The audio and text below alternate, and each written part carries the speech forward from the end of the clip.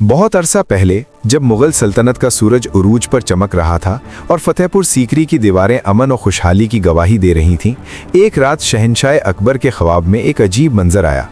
एक नौजवान जिसकी आंखें अकबर की तरह गहरी और चमकदार थीं, तख्त के सामने खड़ा था और कह रहा था, बाबा मैं वापस आया हूँ। अकबर चौंक कर जागा, दिल में एक अजीब सी बेचैनी।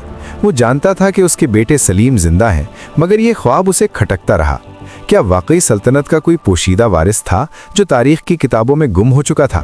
ये राज सल्तनत के अंदर छुपा था और अब वक्त था कि वो खुले। एक दफ़ा की बात है जब अकबर की फतूहात जारी थीं, एक छोटे से गांव में एक लड़का पल रहा था जिसका नाम था फरहाद खान।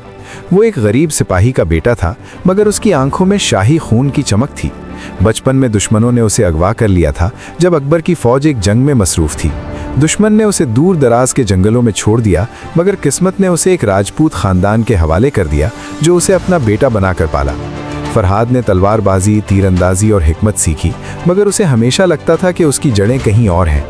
एक दिन उसे एक पुराना तमगा मिला जो उसकी माँ ने उसके गले में पहनाया था। तमगा जिस पर मुगल शाही निशान कुंदा था। फरहाद के दिल में तूफान उठा। क्या वो वाकई अकबर का बेटा था? उसने फैसला किया कि वो फतेहपुर सीकरी जाएगा और सच जान लेगा।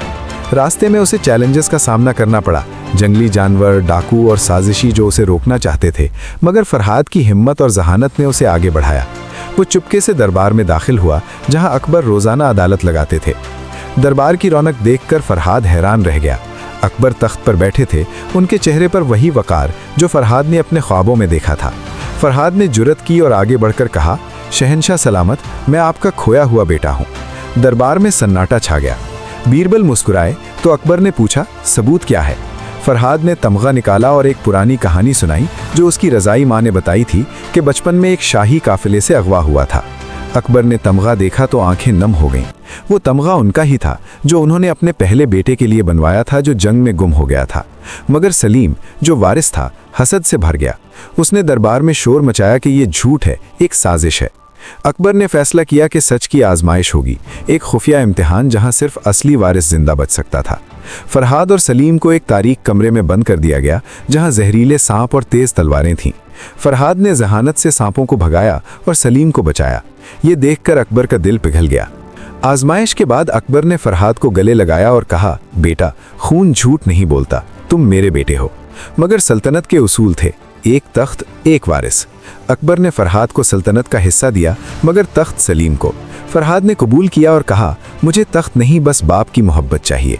दोनों भाइयों ने मिलकर सल्तनत की खिदमत की। फरहाद ने सरहदी इलाकों में अमन कायम किया, जबकि सलीम ने दरबार संभाला। अकबर की आंखों में सुकून था कि उसका खोया हुआ बेटा वापस आ गया। सल्तनत मजीद मजबूत हुई क्योंकि अब दो वारिस थे जो एक दूसरे के साथ मिलकर काम करते थे। ये कहानी सुनकर लोग कहते थे कि अकबर की रहमदिली और इंसाफ ने एक खानदान को मुत्तहिद कर दिया। आखिर में जब अकबर की वफात का वक्त आया तो उन्होंने फरहाद और सलीम को बुलाया। उन्होंने कहा, सल्तनत खून से नहीं, मोहब्बत और इत्तेहाद से कायम रहती है। तुम दोनों मेरे बाजू हो। फरहाद ने आहिस्ता से कहा, बाबा, आपकी मोहब्बत ही मेरी सबसे बड़ी सल्तनत है। अकबर मुस्कुराए और आंखें बंद कर लीं। ये कहानी हमें सिखाती है कि हकीकी वारिस खून का नहीं, दिल का होता है। मुगल सल्तनत की तारीख में ये वाक़या छुपा रहा, मगर आज भी लोग इसे याद करते हैं कि एक बाप ने अपने खोए बेटे को वापस पाकर सल्तनत को मज़ीद खूबसूरत बना दिया। ये मोहब्बत, इत्तेहाद और इंसाफ की फतह थी जो वक्त की दीवारों से टकराकर आवाज़ बन गई।